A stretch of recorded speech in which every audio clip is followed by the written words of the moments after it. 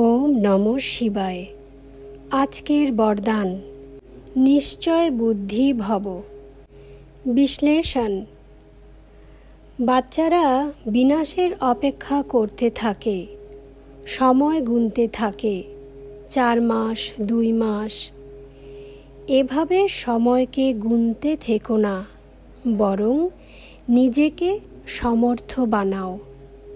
বিনাশ হবে অথবা না হবে, কি হবে, কেমনভাবে হবে, কবে হবে, এই সব সংকল্পের বদলে পুরুষোত্তম স্থিতিতে স্থিত হয়ে সংগঠনকে সম্পূর্ণ বানানোর সংকল্পের আধারে প্রকৃতিকে অর্ডার দেওয়ার অধিকারী হয়ে ওঠো। যতক্ষণ পর্যন্ত অতি সূক্ষ্ম রূপেও রয়্যাল সংশয় থেকে যাবে, ততক্ষণ পর্যন্ত সম্পূর্ণ বিজয়ী হতে পারবে না। তো আজকে আমরা বরদানে কি জানলাম? বাবা বলছে নিশ্চয় বুদ্ধি বিজয়ী ভব।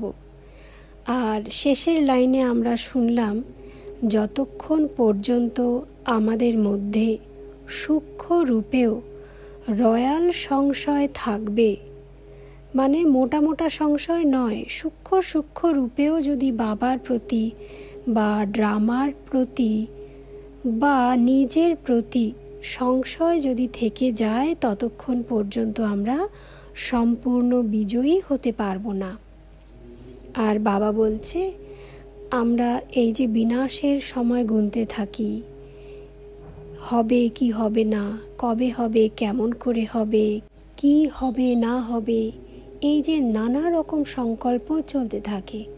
বাবা বলছে এই সব সংকল্পের বদলে বরং নিজেকে সেভাবে তৈরি করো, মানে নিজেকে সমর্থ বানাও। কিভাবে? আমাদের টার্গেট রয়েছে পুরুষোত্তম হওয়ার। তো বাবা বলছে পুরুষোত্তম স্থিতিতে স্থিত হয়ে সংগঠনকে সম্পূর্ণ বানানোর সংকল্প করতে হবে। আর সেই সংকল্পের আধারে আমরা প্রকৃতিকে অর্ডার দেওয়ার যাতে অধিকারী হয়ে উঠতে পারি, এমন পুরুষার্থ করতে হবে। প্রকৃতি কোন প্রকৃতিকে অর্ডার দেওয়ার কথা বাবা বলছে? এই শরীররূপী প্রকৃতি, যেটা 5 তত্ত্ব দিয়ে তৈরি।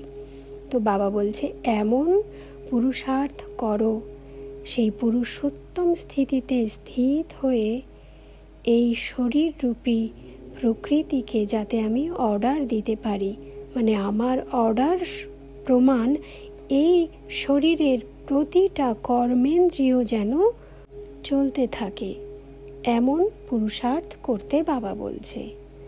ওম নমঃ শিবায়।